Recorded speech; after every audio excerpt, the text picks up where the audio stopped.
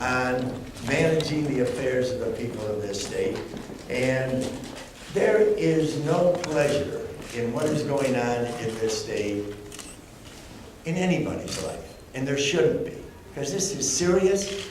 We have a fiscal crisis before us, and our elected responsibility is to govern, and that's what we're going to focus on and going forward. Do you have any anecdotes that you could share about David Patterson in terms of what kind of guy he is, what kind of relationship you've had with him? Any personal tales you could tell us that kind of illustrate what kind of individual he is? We are going to partner with the Lieutenant Governor and when he becomes governor, to govern. Right. And David has always been very open with me, very forthright. I have with him in the past, and since he's been Lieutenant Governor, we've been together any number of times. And I look forward to a positive, productive relationship as soon as possible. Senator, what do you think about the reports that Spitzer was trying to use the resignation as a bargaining chip to avoid jail time? Do you think he should go to jail if he's indicted? I'm going to stay focused on what we have to do this afternoon, and that's to pass a budget. And that budget is going to eliminate $1.7 billion in taxes and fee increases. We're going to restore $354 million of the property tax cuts for seniors, middle and low income, that the governor took out of the budget, and we're going to be under him slightly in terms of spending. That's where I'm going to stay focused with my conference, and I want to thank my conference for their leadership in these very, very difficult times. Senator, will you maintain your role and the duties as Lieutenant Governor and Majority Leader throughout the entire term, or will there be some transition at some point where there'll be a new Lieutenant Governor or a new Majority Leader? No, the Constitution is very clear, and our councils can share the parts that are pertinent here. The governor, upon a resignation, the lieutenant governor becomes governor until the next gubernatorial election. The majority leader assumes all the responsibilities of the lieutenant governor during that period. Senator, have you spoken to Governor Spitzer since this news broke?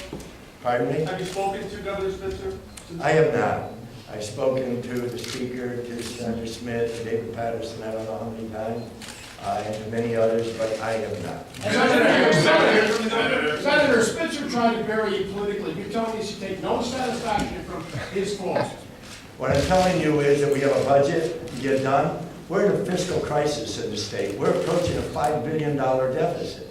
And we have got to, on behalf of the overtaxed, overburdened, overworked people of this state, go. That's what I'm elected to do. We're not elected to do other things that are of a personal nature. Senator, you spent more time alone with the governor than anyone else in this room. Is there any insight you can give to his personality that might help us to understand? You know, we have a terribly unfortunate circumstance that exists. And people have to deal with their own lives in ways that are appropriate for themselves and their families. And I'm going to leave it to the governor and his family to sort out how they deal with present circumstances and the future. And frankly, I have them in my prayers. And I hope that all the people in New York will pray for the best result for this individual as he goes forward, and for his wife, for his family, his extended family, and for all New Yorkers. Last question, please. Has anyone said he called the governor and expressed these feelings to him personally? Do you have any plans to call him? I am sure that as events unfold, that there's going to be communication. And again, I'm focused with my conference on providing the leadership that is necessary to move the fiscal affairs of this state forward. This is a distraction that has been, of proportions that we've never experienced. So it's critically important that we get it behind us and that we move on, because all of us are elected truly to govern.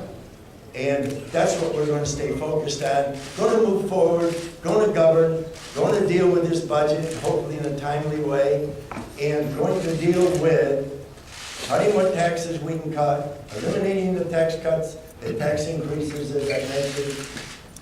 That's our role, that's our job, and Last question, please. Has the administration told you that the governor is stepping down? Has anyone contacted you? no, no one has contacted me officially. We are following the reports as you are. But I, in the meantime, am staying with our plan, pass the budget, talk to the speaker, hopefully they're going to do their budget, and we're going to go public in a real way on Monday, starting conference committees But you tomorrow. don't think it's out, you don't think it's out there, you don't call the Senate majority? Thank you all, thank you very much, thank you.